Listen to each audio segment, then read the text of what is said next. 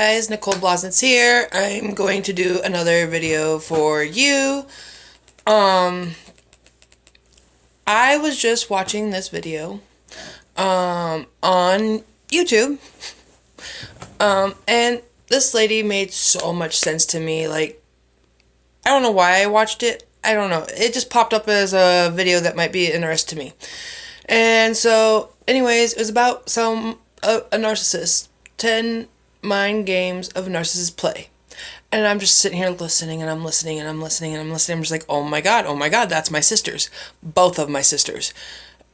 But I have to say, I can't tell which one's worse than the other one. So, as I'm listening to this, I'm just like, wow. She's hitting everything that they've ever done.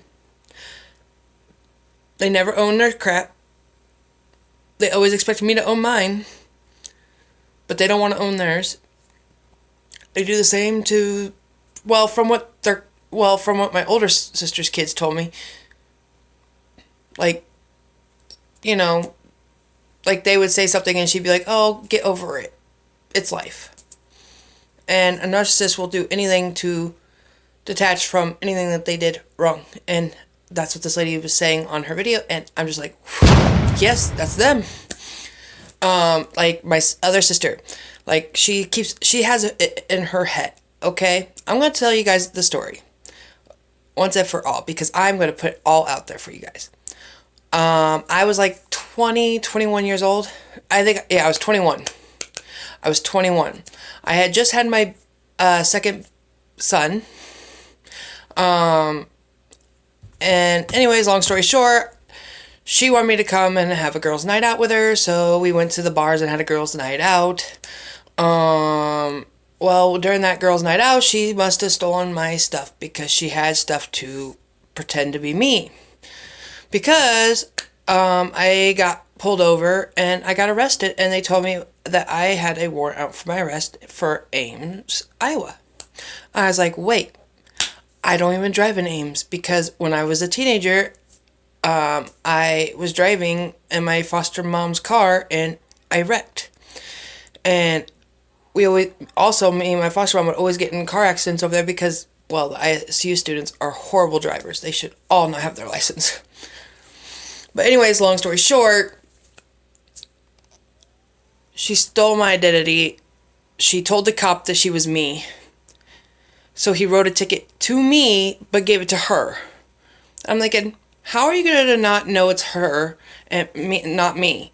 I was like, if you looked me up in the computer system like you should have, you would have seen that this girl is 6'8", and I'm only 5'8". Huh?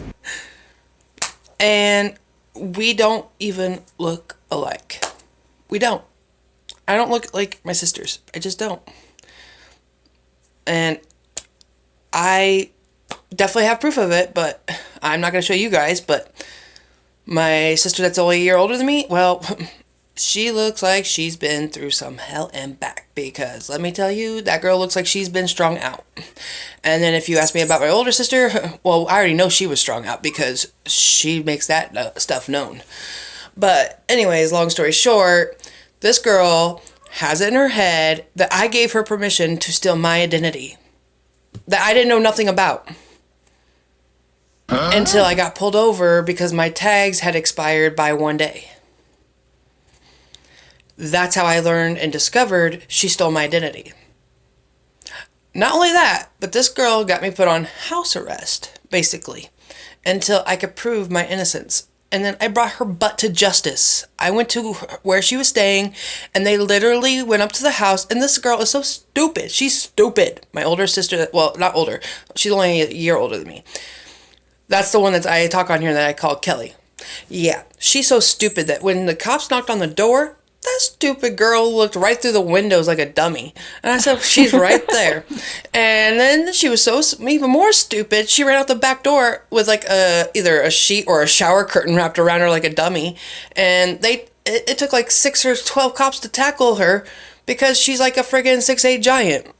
And let's just say she went down in the snow, booty naked, with a sheet wrapped around her or whatever it was. It looked like a shower curtain or a sheet, something like that. Anyways, they took her into jail, and I got a victim counselor and I wrote a victim statement. I don't know if it was ever cited in her court hearing. And then I sent her butt back into jail. So why are you going to go to jail if I gave you permission to steal my identity? Because I didn't. That's why. Shame on her for even thinking that. She's a narcissist. This girl believes that anything she does is everybody else's fault and she doesn't ever take any responsibility, and that's why she's always behind bars. Always. Always. And she sits there and tries to say, oh, well, I'm good now. You know, I'm all better in that. And I just looked up online and I noticed that she was just arrested last year, right around the time I made my video about Not My Sisters. That's right. She was arrested for public intoxication. It's public record. Go look it up. This girl, let me tell you. And then let me tell you this. My older sister, she ain't any better. Because this girl has tormented me for years. For years, I always try to make it work. And I kept telling myself, why can't this ever work? I try so hard to make our relationship be something.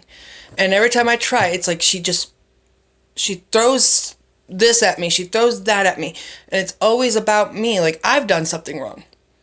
But then I'm like, how am I doing something wrong when clearly I'm the one trying to make this relationship better? And then I realized I haven't liked this girl since I was like 7 years old, actually. 7. I was 7 years old when I started actually officially really hating my sister, my older sister. I mean, I hated her. And that's the one that's on my Not My Sister, aka Teresa. And I cannot, I don't like her. I've never liked her. I think I've always tried to have a relationship with her. I always tried to see if I can make it something there. And every time she just keeps proving me right on it. Like, there can never be a relationship because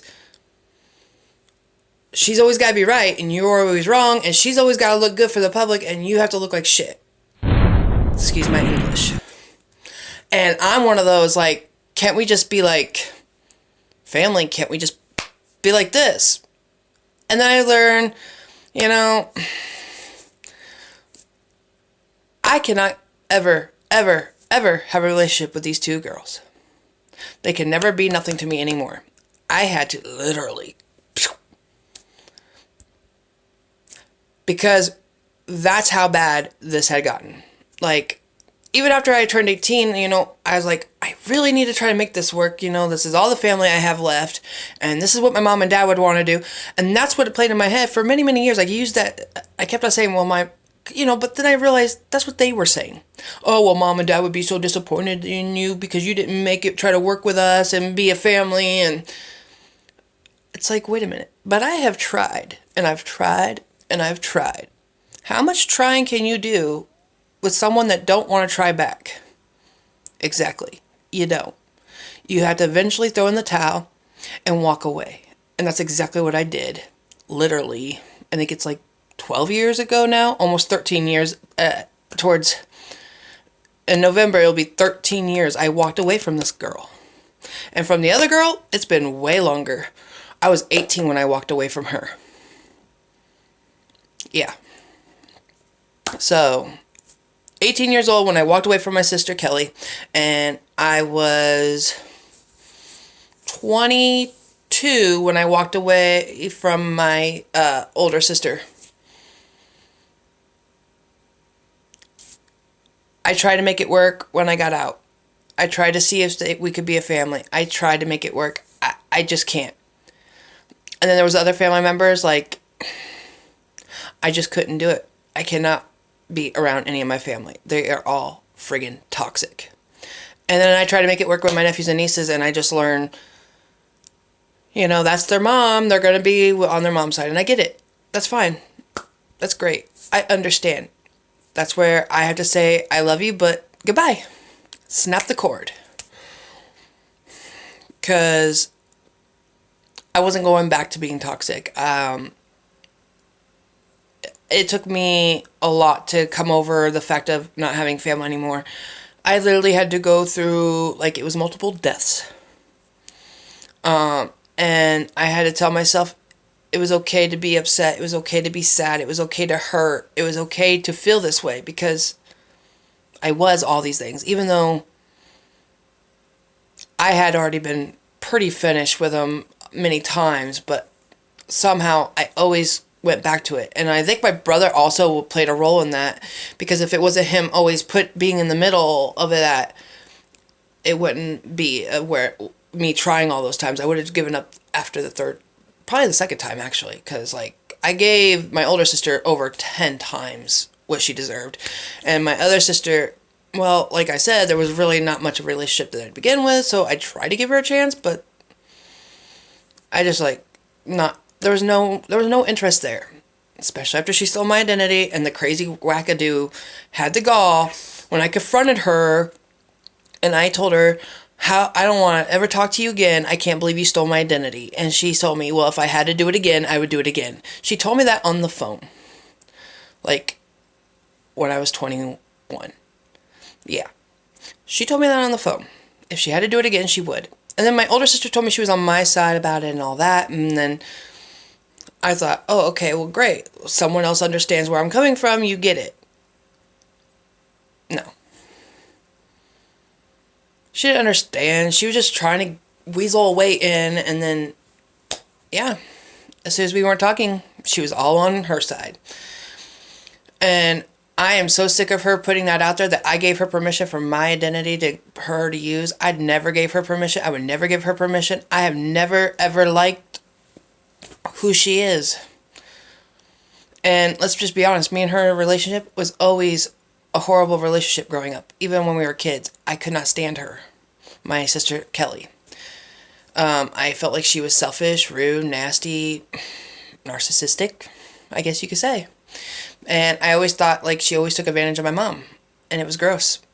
And I hated how she always abused my mom with the words of, well, if you don't buy me this, then I'm not going to love you. If you don't buy me this, then I don't care what you do in life. I don't want you in my life.